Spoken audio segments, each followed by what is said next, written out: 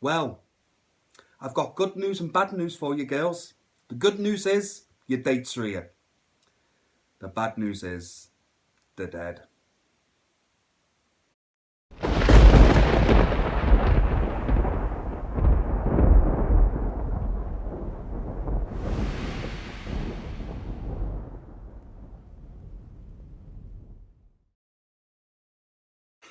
Hey guys, how is it all going?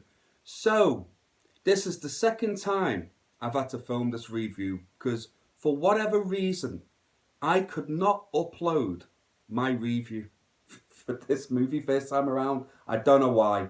I've been able to upload other videos since, so I'm hoping this one will work.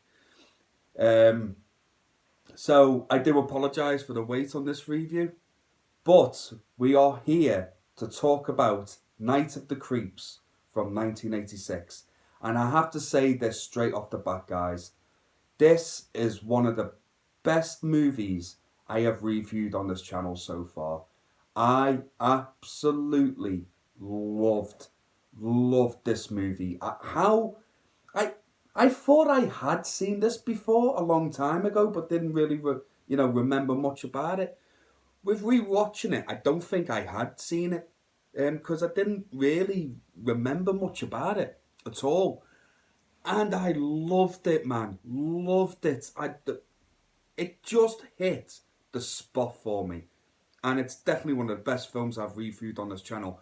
And if you, like me, are going back and watching old 80s horror movies, this has to be in your top five. It's an absolute must watch. It really is. It's an absolute classic. And I can see why there's a lot of love for this movie. I really can, because I'm one of them now. I'm a big fan of this movie. This is definitely a film I'm going to stick on every Halloween, or even 2, 3, 4, 5 times a year. I love this movie. So, basically, guys, the plot of this movie is that these slug-like alien creatures, and they're fucking horrible. Like, to be honest with you, they're about like this big, and like they just made me just shiver. They're horrible. They're a lot like, I tell you what they look like. You ever seen that film Sliver, the James Gunn movie? They're a lot like that. To be fair, horrible. And if they get inside your body, which is through the mouth, and turn you into a zombie, basically. Um, which, if they're going to get into your body, you'd rather go through the mouth, because there's probably worse ways they could get into your body that I can think of straight off the top of my head. If you're going to take it, guys, you might as well take it in the mouth. Anyway, it's the least worst option if they're going to get into you. You know what I mean? So they turn you into zombies, and then what these slug-like creatures do is they hatch eggs in your brain, and then your head will explode, and then more of them multiply out, and then they grow that way. Um, they end up coming to Earth in the 50s, which is at the start of the movie. It's in the 1950s. They've been sent from an alien ship down to Earth in a tube. And unfortunately, in the 50s, this young gentleman comes across this tube and gets infected by one of the slug-like alien creatures. Fast forward to the 80s, which I love in this movie at the beginning, because you have the black and white of the 50s with the 50s music, and it really feels like the 1950s. Then fast forwards to modern day 80s, and it's beautiful, cheesy 80s. I love it. Absolutely love it. And then fast forward to the 80s, and then unfortunately, the body that was infected in the 50s has been Right, I'm going to try and say this. The body's been frozen. All right, but I'm going to cryogetically. Have I said that? Cryogetically frozen. It's the last time I'm going to attempt to say that. The body's on ice. And there's two friends come across this body, because one of the friends is trying to impress this young girl. And he thinks the way that he can impress this young girl and get her attention is by joining a fraternity. And then the dickhead at the fraternity, the Bradster, typical 80s bell end in these movies, right? Gets him and his mate to go and try and rob a corpse and bring it back and what, just the usual shenanigans in 80s horror movies. But unfortunately for our for our star of the movie. He doesn't follow through with it, the prank at all. They drop the corpse, and then the corpse reanimates, walks around, and then the slugs get out of his head. Then it starts to affect people around the campus, and we have our movie. And it's perfect.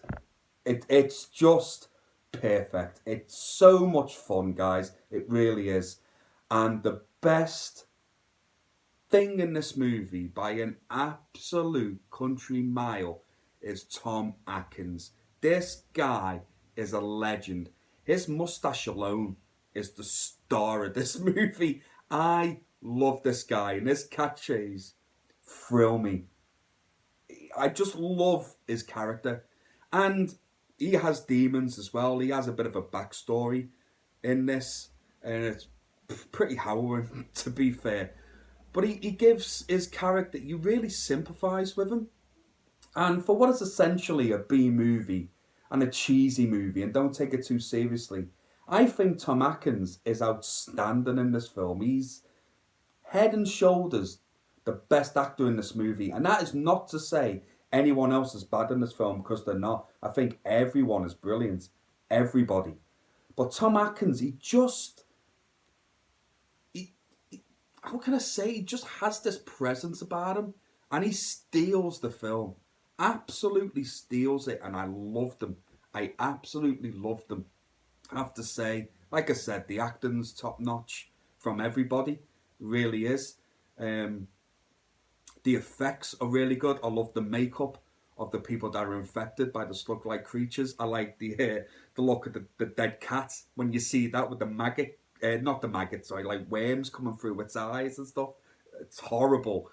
That the infected dog looks disgusting. Like the makeup on the people that are infected by the slug-like creatures are brilliant. And I love the makeup on the guy that's the body that's carrying the axe murderer, that's in the beginning of this movie from the 50s, that gets reanimated into the 80s. It's all like, it's just creepy looking. I think I'll have it as the thumbnail to this video when you have a look at that. It's just so creepy looking and brilliant. Absolutely loved it. Love this movie, guys. Honestly, you have to see this. You really have to see it. I have nothing negative to say about this film at all. Absolutely nothing. There's a flamethrower in this movie, for God's sake. It's fantastic. Just because the only way you can kill these things is by setting them on fire, as they find out. And then, they get shotgun to the head, get the head explode, and then all the slugs come out and then set fire to them. It's ace. One of the guys gets took out by a lawnmower. You have to see it, guys. I don't want to ruin it for you. Normally in these old movies, I'll dive into them a lot more.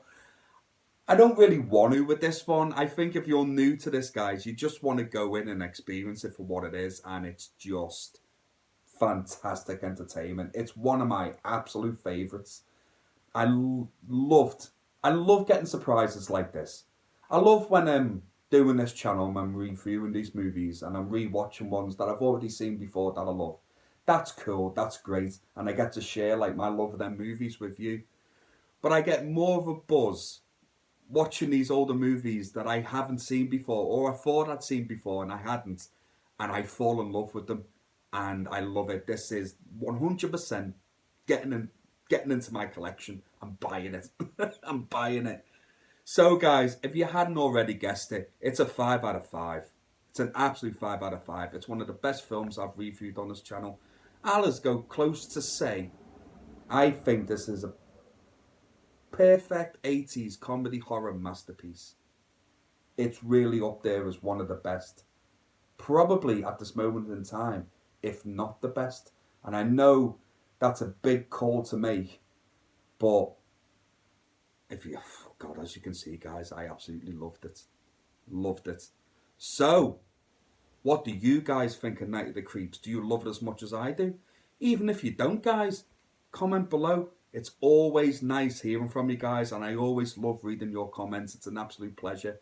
And as always, guys, please take care of yourselves and each other, and I will see yous again real soon. Take care, guys. Goodbye now.